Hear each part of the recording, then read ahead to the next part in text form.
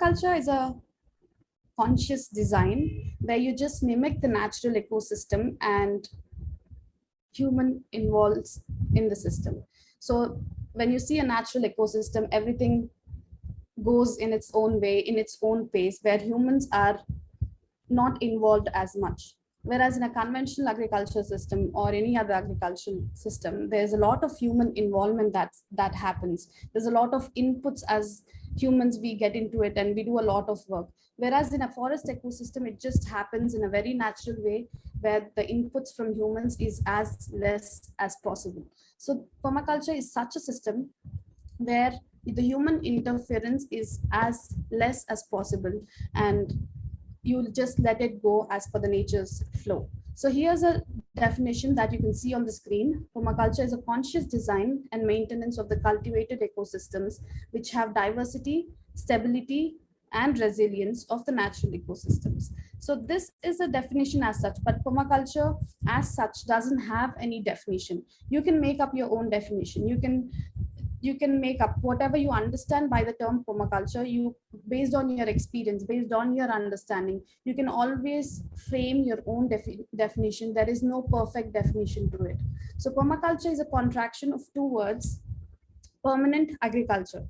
Permanence, by the word permanence, you all know, which means permanent, and culture, agriculture, is broken down into culture. So agriculture is not just about growing food, it's also entwined with culture. If there is no culture, there is no agriculture. So permaculture is just a word of combining two different terms, which is permanence and also agriculture. Based on these two terms, they've made coined the term permaculture. So permaculture has ethics and principles like any other system, like every organization or every school of thought or every institution has some ethics, some principles, some goals, some achievements. So just like that, permaculture has some ethics. These ethics are the strong foundation for this school of thought. So what are the ethics of permaculture? It's care of earth, care of people, and fair share. What do you understand by care of earth? Care of earth is nothing but taking care of earth and giving back to the nature, giving back to the earth. It's not just about you taking everything from the earth, you extracting everything of it, but also giving back to it, because you are the one who are living on it.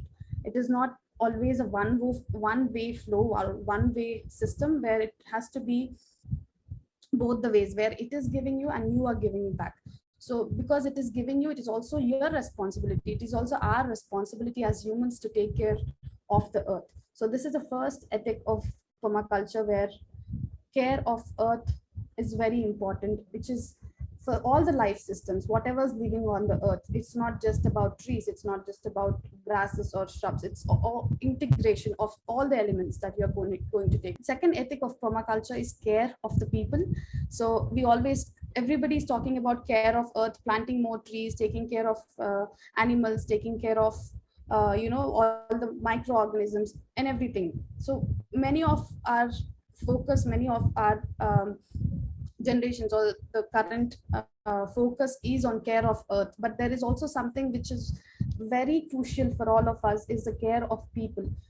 So if people are doing this, people care is also important, because we ourselves as beings on this earth are people. So we need to also care for people and then care also for the earth. It's not just about earth, it's also caring for the people. So this is the second ethic of permaculture, where in care of people, you talk about sharing of resources, passing it on to the new generations. Care of people doesn't mean taking care of the whole world, but it's about taking care of, be it yourself, be it your family, the family next door, or anybody in your circle. It's not just like when we talk about care of people, it's about you taking care of the whole world. It should start from yourself, it should start from your family, it should start from your extended family, and it can spread beyond.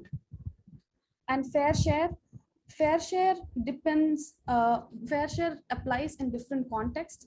When we talk about fair share, it's about fair share within yourself, fair share within your houses, fair share within your office workspace, fair share in a broader context could be sharing of resources or passing it on to the new generations, next generations. So imagine we are using up all the renewable source, non-renewable sources of energy right now. It's just that we are thinking about our generation right now, and we are not thinking about sharing those resources with the next generations. This is very, very important. If we don't think about fair share now, imagine the next generations, your kids or our kids are not going to have anything to utilize from the nature, whatever the nature is giving. So this is the third principle of third ethic of permaculture, which is very important. So the permaculture basis forms on these three ethics, which is a care of earth, care of people, and fair share. So what is the need of permaculture? Why do we have to talk about permaculture right now?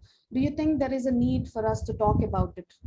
Be it sustainable agriculture, be it organic, or be it permaculture, any school of thought. Why are we talking about this right now? You can type your answers in the chat box.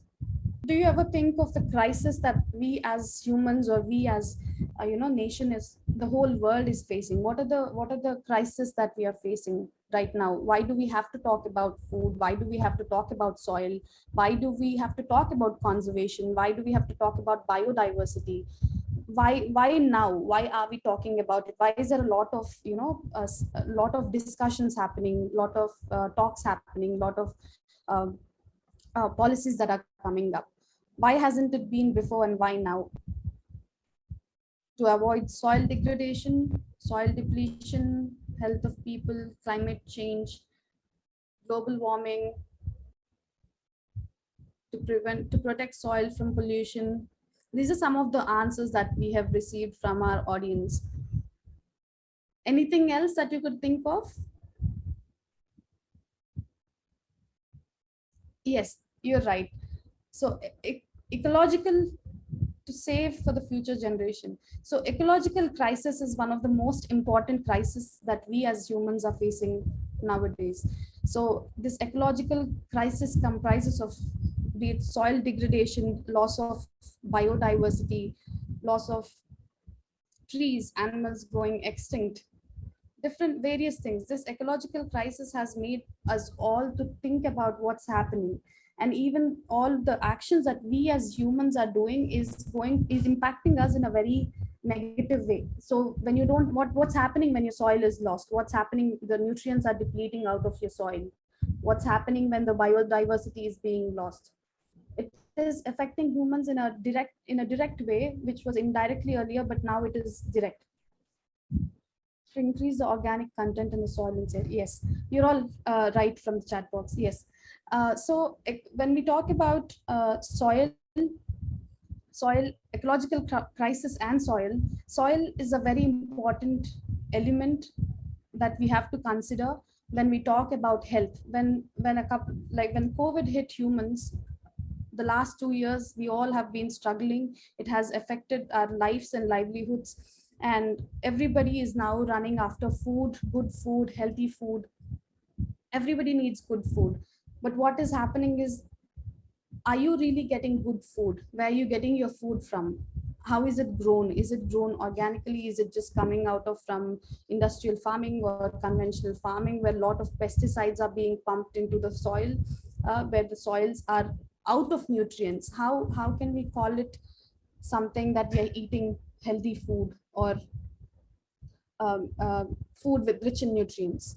So this ecological crisis is one thing that we are facing now, and also loss of biodiversity. We all look for same food, uh, same kind of system. There is no diversity in our thinking. Thinking is very important. When we think about anything, diversity is something that we forget about. But anything, when you're eating or when you're growing, when you're shopping, when you're working, be it in a family or anywhere, you need to have diverse systems. Only when a system is diverse, that is when you call something resilient.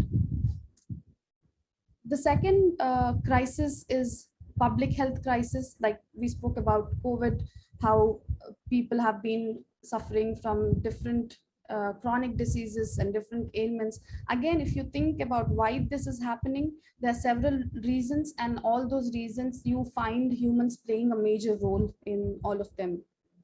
And The third crisis is also livelihoods of people, livelihoods of the farmers, especially because they are the ones who are feeding us. They have been struggling a lot to grow the food for us, and also the kind of agriculture system now we are in is taking a lot of inputs from external sources rather than depending on their own source. So these are the three important crises that has been affecting we as humans, and it is very important for us to look at them and what changes can we make in our own way, in our simple way, to avoid these crises to worsen and make our lives worse.